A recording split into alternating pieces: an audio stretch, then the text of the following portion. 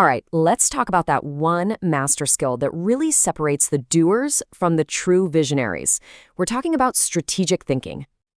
So, you ever wonder what the real fundamental difference is between a manager who's great at executing plans and a CEO who actually sets the entire course for a company? Well, it's not just about the years you put in or the rungs you've climbed on the ladder.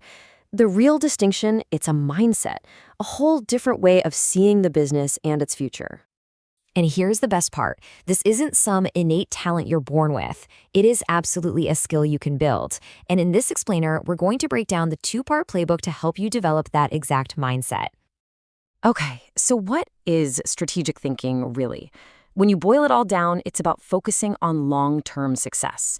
It's about drawing a clear line from where you are right now to where you want to go. It's about seeing the entire chessboard, not just the next move. So let's dive into the first half of our playbook, building your strategic vision. This is your foundation. This is all about intentionally carving out the space to see that entire landscape. And we're going to break this down into 3 simple, actionable steps. First, you've got to make the time. Second, you gather the intelligence. And finally, you process all of that through some really guided reflection. So step 1 tackles the biggest hurdle for pretty much all of us, time. I mean, your calendar is probably jammed with what the source calls the evil of corporate life, meetings. Am I right? Strategic thinking time is not just going to magically appear. You have to be ruthless. Block it off, a Friday afternoon, a Wednesday morning, and you have to guard that time like a fortress. Okay, so now that you've got the time, what do you actually do with it? Step 2 is about feeding your brain with high-quality information.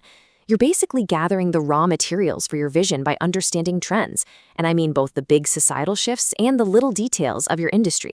That means reading everything, talking to people inside your own company, and even hunting down external experts for their perspective.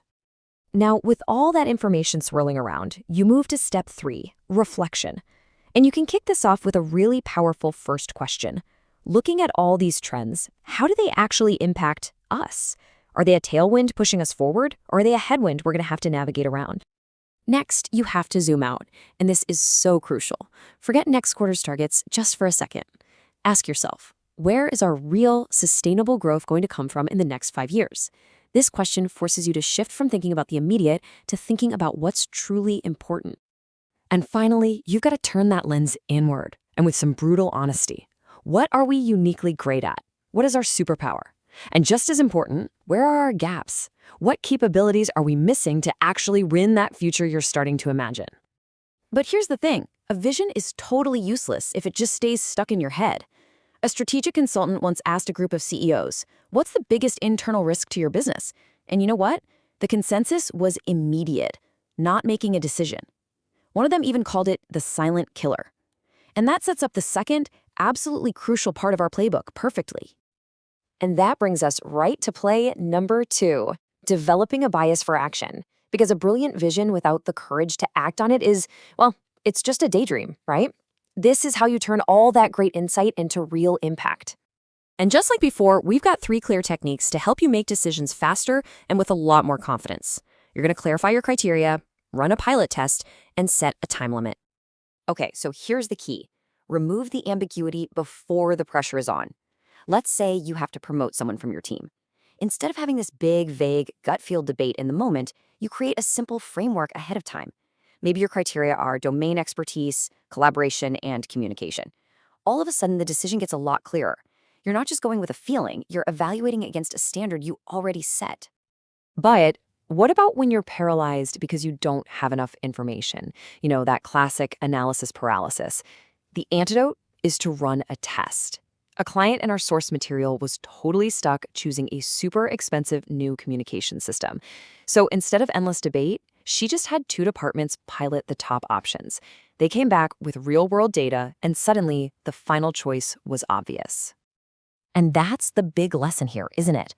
You don't have to bet the entire farm on every single decision.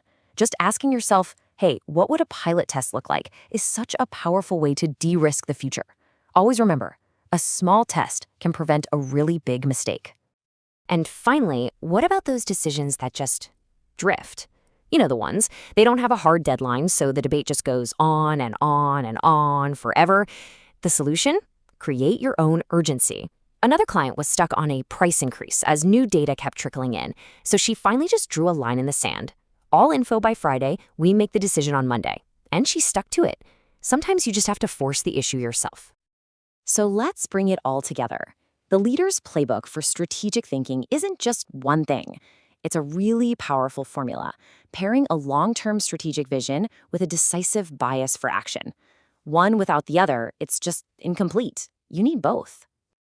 And if you need one last thought to jolt you into action, let it be this. Putting off a decision is not a neutral act. It is its own decision. It's a decision to maintain the status quo and to let circumstances, not you, dictate the future. So here's my challenge to you. Think about your work right now. What's one decision, big or small, that you've been kind of avoiding? How can you apply this playbook, clarify your criteria, run a quick test, or just set a hard deadline to finally make that call this week?